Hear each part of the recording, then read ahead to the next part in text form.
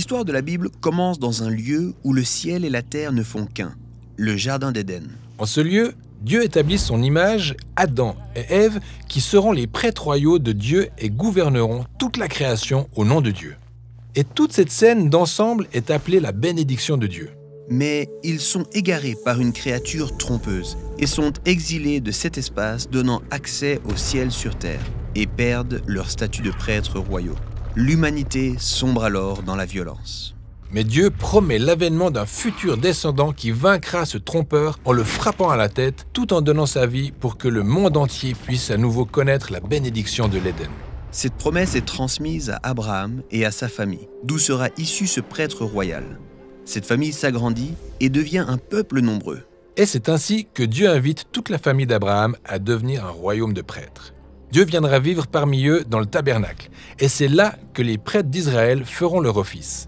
Mais ce sacerdoce connaît un départ calamiteux. Oui, et au moment où Israël devient une nation, leur sacerdoce a déjà pris une mauvaise tournure. Le peuple commence donc à réclamer un roi. Et finalement, Dieu suscite David. Le roi David. Et sa confiance dans le Dieu d'Israël est totale.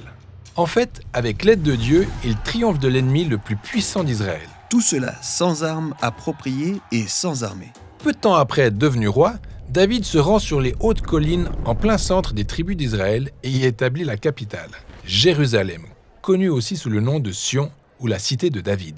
Et c'est comme un nouvel Éden. C'est la même colline sur laquelle Abraham s'était rendu. C'est là qu'il rencontra Melchisédek et c'est là que Dieu lui offrit un sacrifice de substitution pour les fautes d'Abraham. Exact. David fait donc transférer le tabernacle dans la ville afin d'en faire le lieu de la présence royale de Dieu. Et pendant l'inauguration, David danse avec passion et enthousiasme. Non seulement ça, mais il s'habille exprès comme le grand prêtre d'Israël. Et une fois le tabernacle arrivé, il offre un sacrifice et organise un énorme festin pour tout le peuple qu'il bénit ensuite. Le roi David agit comme un prêtre d'un nouveau genre. Oui, et Dieu approuve. En fait, dans l'histoire suivante, Dieu fait la promesse que de la lignée de David naîtra un roi qui régnera pour toujours et qui bâtira l'ultime nouvel Éden, un temple pour la présence de Dieu. David parle de ce descendant à venir dans un poème qui s'intitule Psaume 110. Oui, David évoque la promesse faite par Dieu que l'un de ses descendants régnera à la droite de Dieu. Et il poursuit en disant que ce futur roi sera un prêtre comme Melchisédek. Oui, Melchisédek est un roi prêtre que même Abraham honorait. Le sacerdoce de Melchisédek est plus ancien que celui d'Israël. Exact. Mais pourquoi David ne peut-il pas être ce prêtre royal? Eh bien, David était assez impressionnant parfois, mais lui aussi a eu des manquements.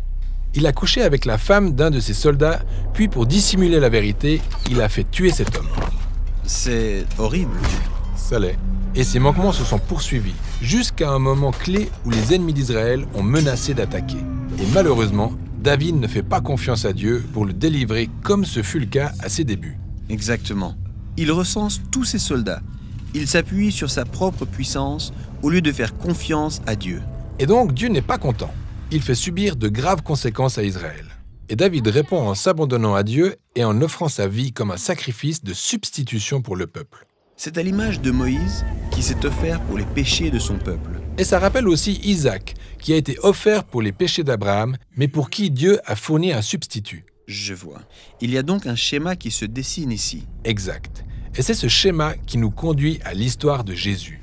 Il déclarait être le prêtre royal promis, préfiguré tout au long de l'histoire. Celui qui apportera les bénédictions de l'Éden et rétablira les humains dans leur vocation perdue, afin d'accomplir les promesses de Dieu à Abraham et David.